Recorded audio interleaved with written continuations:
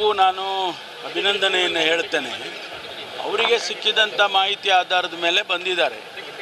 ಹಾಗೆ ಈಗ ಕ್ಯಾಲ್ಕುಲೇಷನ್ಸ್ ಮಾಡುವಾಗ ಸ್ವಲ್ಪ ಹೆಚ್ಚು ಕಮ್ಮಿ ಮಾಡಿದ್ದಾರೆ, ಅದೇನು ಪರವಾಗಿಲ್ಲ, ಏನು ತೊಂದರೆ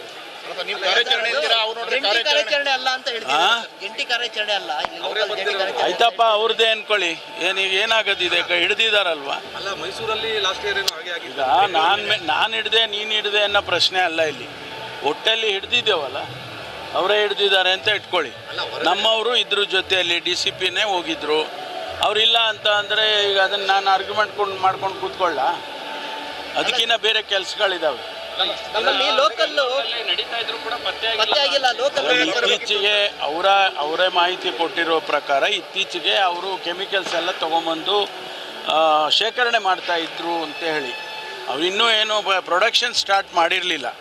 ಪ್ರೊಡಕ್ಷನ್ ಸ್ಟಾರ್ಟ್ ಮಾಡೋಷ್ಟೊತ್ತಿಗೆ ಅವನು ಯಾರು ಸಿಕ್ಕಾಕೊಂಡವನು, ಕರ್ನಾಟಕದವನು, ಅವನು ಮಾಹಿತಿ ಕೊಟ್ಟಿದ್ದಾನೆ.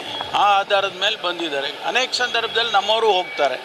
ಇಲ್ಲಿ ಯಾರೋ ಒಬ್ಬನ ಹಿಡ್ಕೊಂಡಾಗ ಬಾಂಬೆನಲ್ಲಿ ಇಂಥ ಕಡೆಯಿಂದ ನಮ್ಮವರು ಹೋಗ್ತಾರೆ. ಲಕ್ನೋಗೆ ಹೋಗಿದ್ದರು, ಬೇರೆ ಬೇರೆ ರಾಜ್ಯದಲ್ಲಿ ಹೋಗಿದ್ದಾರೆ. ನಾವು ಅದೆಲ್ಲ ಮ್ಯೂಚುವಲ್ ಆಗಿ ನಡೀತಾ ಇರುತ್ತೆ.